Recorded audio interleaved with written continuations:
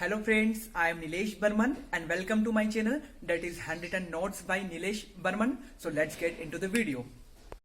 In this video, we will study in brief about the origin of the state theories. That is, the first one is divine theory of the origin of a state, second one is the force theory of the origin of the state, and the third one is evolutionary theory of the origin of the state. So we start with the divine theory of the origin of the state. So according to it, this is the oldest theory of the origin of the state, has a simple explanation to offer. It is a theory of political authority and not a theory of the origin of the state. The state it advocates maintain was created by God and governed by his deputy. It was his will that men should live in the world in a state of political society, and he sent his deputy to govern them. The ruler was a divinely appointed agent and he was responsible for his actions to God alone. As the ruler was the deputy of God, obedience to him was held to be a religious duty and resistance a sign. The advocates of theory put the ruler above the people as well as law. So friends, इस lecture में हम origin of the state की theories के बारे में discuss करेंगे, जो कि divine theory of the origin of state first है, second one force theory of the origin of state और थर्ड वन है evolutionary theory of the origin of state. So हम सबसे पहले divine theory of the origin of the state के बारे में पढ़ेंगे. तो अगर हम इस थ्योरी की बात करें तो ये सबसे ओल्ड थ्योरी है ओरिजिन ऑफ द स्टेट की, और इसका जो एक्सप्लेनेशन है वो बहुत ही सिंपल है. ये जो थ्योरी है ये पर्टिकुलर में पॉलिटिकल अथॉरिटी की थ्योरी है, ना कि ओरिजिन ऑफ द स्टेट की थ्योरी है. इसके अकॉर्डिंग जो स्टेट है वो भगवान के द्वारा बनाया गया है और जो उसके डिप्टी द्वारा गवर्न किया जाता है. ऐसा माना जाता है कि भगवान की ऐसी इच्छा रही होगी कि जो दुनिया है, मतलब दुनिया में जो लोग हैं वो पॉलिटिकल सोसाइटी में रहे, और इसीलिए उसने उसके डिप्टी को भेजा गवर्न करने के लिए लोगों को. इसके अकॉर्डिंग जो रूलर होता है वो डिवाइनली अपॉइंटेड होता है, मतलब गॉड के थ्रू डायरेक्ट अपॉइंट किया जाता है और उसके एक एजेंट के तौर पे काम करता है, और वो अपने सारे कामों के लिए अकेला ही भगवान के लिए मतलब जिम्मेदार होता है. और जो रूलर है वो इसके अकॉर्डिंग गॉड होता है, मतलब डिप्टी होता है गॉड का.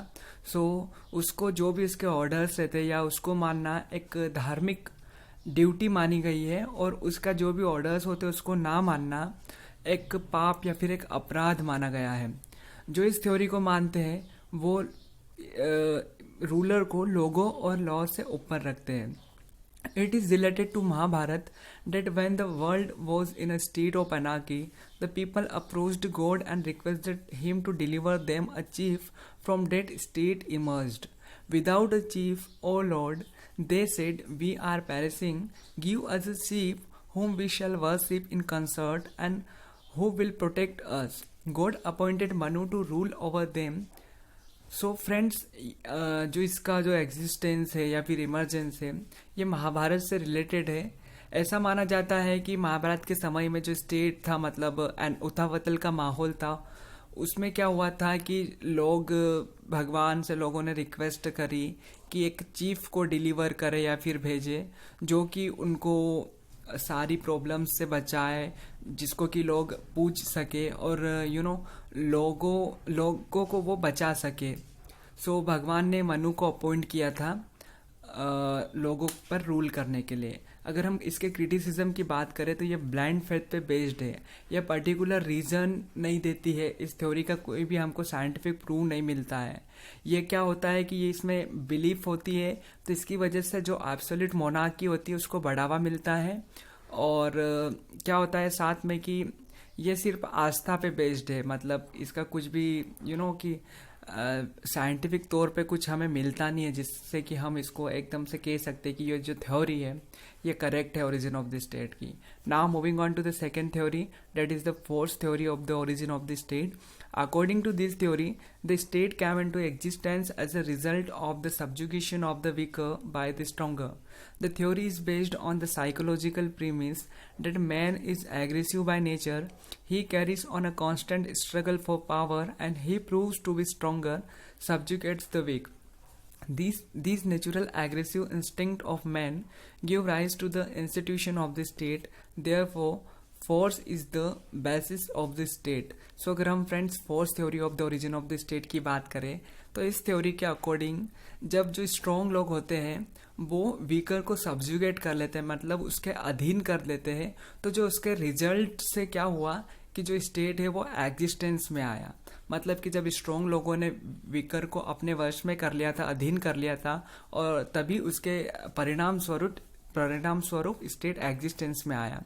ये जो थ्योरी है ये साइकोलॉजिकल प्रेमिस यानी कि मनोवैज्ञानिक आधार पे बेस्ड है, और उसके अकॉर्डिंग क्या होता है कि ये मानती है कि जो मैन है वो स्वभाव से ही एग्रेसिव होता है और वो कांस्टेंट स्ट्रगल करता है पावर के लिए, और जो स्ट्रोंगर होता है वो वीक को क्या करता है कि सब्जुगेट कर लेता है।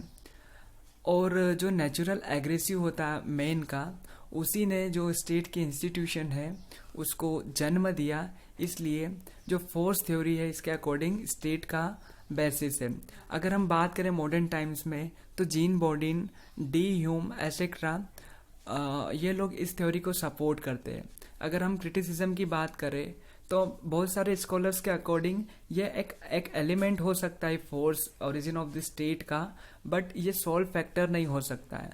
कुछ लोग डिवाइन थ्योरी को सपोर्ट करते हैं, कुछ स्कॉलर्स कुछ स्टेट को इंस्टीट्यूशन रिगार्ड करते हैं, कुछ इवोल्यूशनरी थ्योरी को सपोर्ट करते हैं जो कि स्टेट को एज ए नेचुरल डिनोट करती है। Now moving on to the third theory of the origin of state, that is the evolutionary theory of the origin of the state. The origin of the state cannot be traced to a particular point of time or cause. It is incorrect to suppose that it was created. It is the result of historical evolution. It has gradually evolved during thousands of years, and several complex factors have contributed to its growth and development. The organization of primitive society was very simple, but due to the influence of environment and the ever-changing conditions of life, society took on a complex character, and in the course of time, political organization developed, which eventually took the form of modern sovereign state.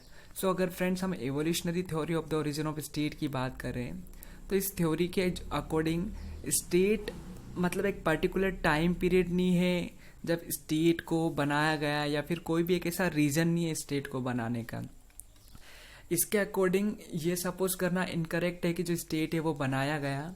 इसके according जो state है वो historical evolution का result है। ये इसके according क्या होता है कि जो स्टेट है वो ग्रेजुअली इवोल्व हुआ बहुत सारे ईयर्स के बाद, और बहुत सारे कॉम्प्लेक्स फैक्टर्स थे जिन्होंने कि स्टेट की ग्रोथ और डेवलपमेंट में कंट्रीब्यूट किया था। अगर हम इसके अकॉर्डिंग अगर हम बात करें तो प्रिमिटिव सोसाइटी थी, मतलब जो भी बहुत एंशिएंट सोसाइटी थी, उसका जो ऑर्गेनाइजेशन था वो बहुत ज़्यादा सिंपल था। लेकिन क्या हुआ कि इन्वायरमेंट में बदलाव के साथ और लाइफ की जो कि मतलब बदलती जीवन के बदलते परिवेश में जो सोसाइटी थी उसने एक तरीके से कॉम्प्लेक्स कैरेक्टर लिया, और उसके बाद मतलब समय बीतते गया और पॉलिटिकल ऑर्गेनाइजेशन धीरे धीरे डेवलप्ड हुई, जिसने कि बाद में जो मॉडर्न सॉवरेन स्टेट है उसका अंत में फॉर्म ले लिया। So friends, these are the all theories of the origin of the state. Now if you will talk about the different stages of the progress of the state, then the first one is early tribal state. So अगर हम progress की बात करें stage की, जो different stages हुई थी, तो सबसे पहले अर्ली ट्राइबल स्टेट्स एग्जिस्टेंस में आए थे। सेकेंड वन ओरिएंटल एम्पायर्स जो कि नील या फिर एफ्रेट्स या फिर टाइग्रिस या फिर इंडस, गंगा एसेक्रा या फिर यंगस्टे वैली एसेक्रा में मतलब बसे थे, जो कि 3400 बीसी से 1150 बीसी तक मतलब एग्जिस्टेंस में रहते। थर्ड स्टेज की बात करें तो ग्रीक सोसाइटी या फिर ग्रीक सिटी स्टेट एग्जिस्टेंस में आया, जो कि अराउंड 700 बीसी में आया। फोर्थ की बात करें स्टेज की तो जो रोमन एम्पायर जो कि 500 बीसी में आया, और फिफ्थ जो कि फ्यूडल स्टेट जो कि 5th सेंचुरी AD में आया। और जो मॉडर्न स्टेट, हम अगर आज स्टेट की बात करें फॉर्म की, स्ट्रक्चर की, तो ये 15th सेंचुरी में एग्जिस्टेंस में आया, जब जो फ्यूडल सिस्टम था वो ख़त्म होना चालू हुआ। So friends, it is all about the origin of the state theories, that is the that is the force theory, evolutionary theory, and the divine theory of the origin of a state. If you like the content and the explanation, then please like and share the video and subscribe to my channel. Thank you.